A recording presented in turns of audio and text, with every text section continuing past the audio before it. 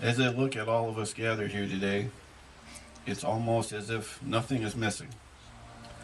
The beer and sodas are on ice. The refrigerator is packed with food ready to be cooked.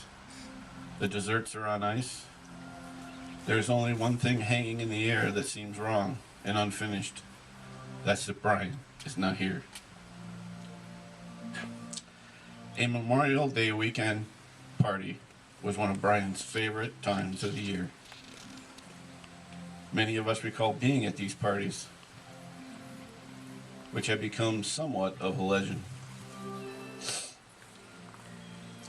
So many of us have lost close friends and loved ones, and Memorial Day is a time to reflect on that. Bryan never used this weekend for that purpose.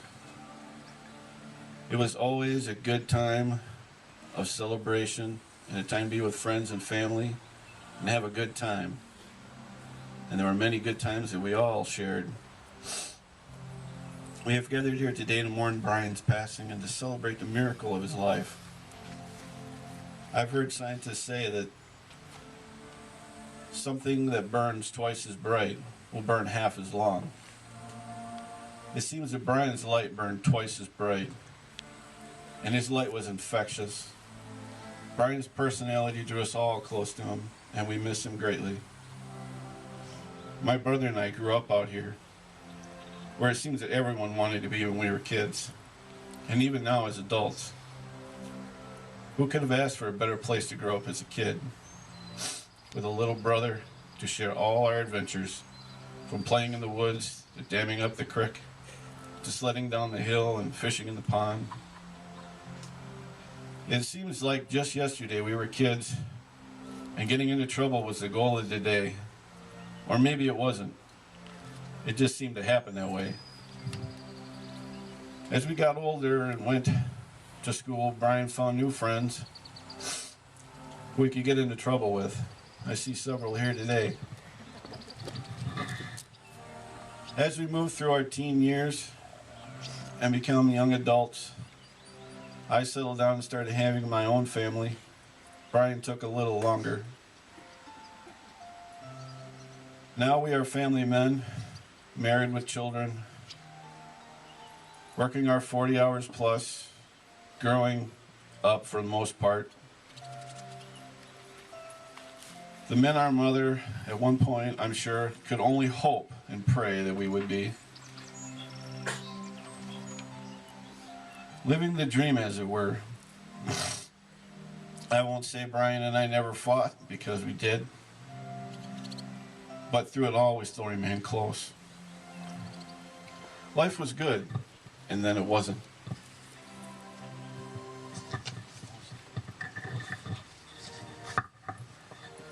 Bryan got sick, and his illness got worse. But all the while, he was always telling us, "I'm fine, it's no big deal." That isn't until it was. Somehow Bryan had cancer. And he kept that fact from most of us for as long as possible.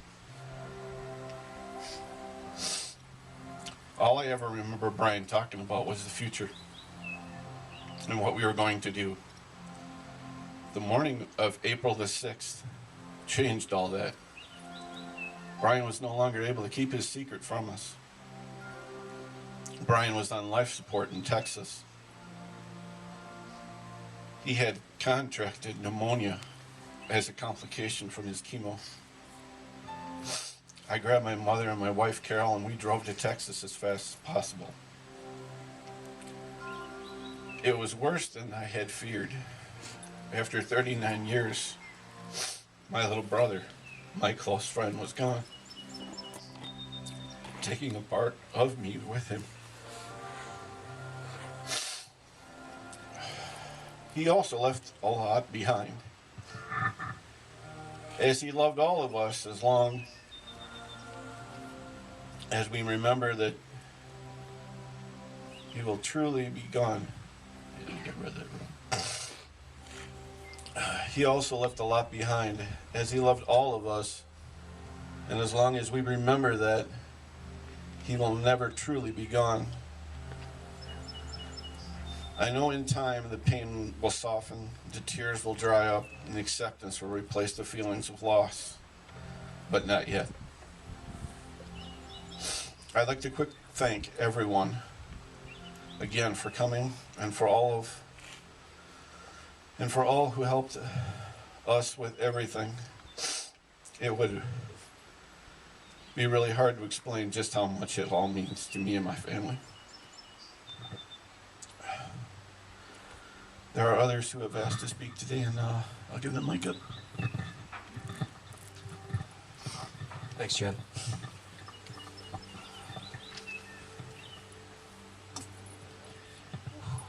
Well, here we go. Dear Bryan, buddy, this is going to be tough.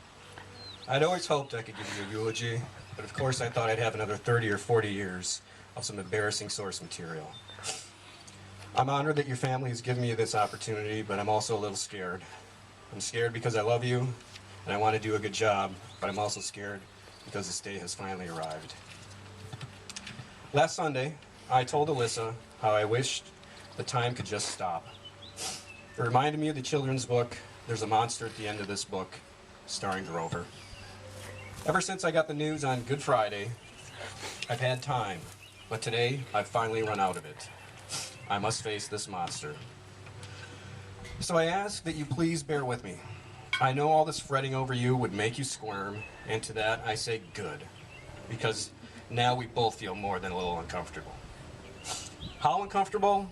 Well, I'm a die-hard Bear fan wearing an Antonio Freeman jersey. That definitely has to make you smile and chuckle, and it'll happen only once in my life. I can see you now. I can see that reaction. It's probably the exact same as the time that you stole all my clothes after rafting and snapped a couple good blackmail pics. Incidentally, your partner in crime was kind enough to give them back to me yesterday, so ha-ha, buddy, ha-ha. In the 35 years we've known each other, we've had a lot of those ha-ha moments. As a kid, I remember laughing at you as you ran down the driveway, late for the bus, with some unbelievable bedhead. It was hard to tell that you were actually sleeping, for it always looked like you had been in a crazy fight. So I guess we now know where Skylar gets her sleeping habits from. Of course, we didn't do much sleeping as kids. If we weren't riding our bikes into town, we were out here playing in the creek, having seaweed fights in the pond, or camping out. And in those days, we never realized just how lucky we were to grow up in a place like this. But eventually, we did grow up, and fortunately, we never grew apart. Thankfully, after high school, you got a pretty good paying job right away, and you came through with pizza and beer so many times during my broke college days. Years later, we fulfilled a childhood promise to be the best man in each other's weddings. That meant an awful lot to me, but it was when I went through my divorce that you really saved me. I just moved back with my parents, and everything in my life was coming undone, but you picked me up for another rafting trip. This one was much smaller than ours in the heyday. It was you, Bahama, me, and some jokers from GM I'd never met. I thought to myself, man, this is really gonna suck. But we ate like kings. Thanks, Bahama. We drank like fish, and I don't think I quit smiling the whole weekend. When I needed a friend most, you were there.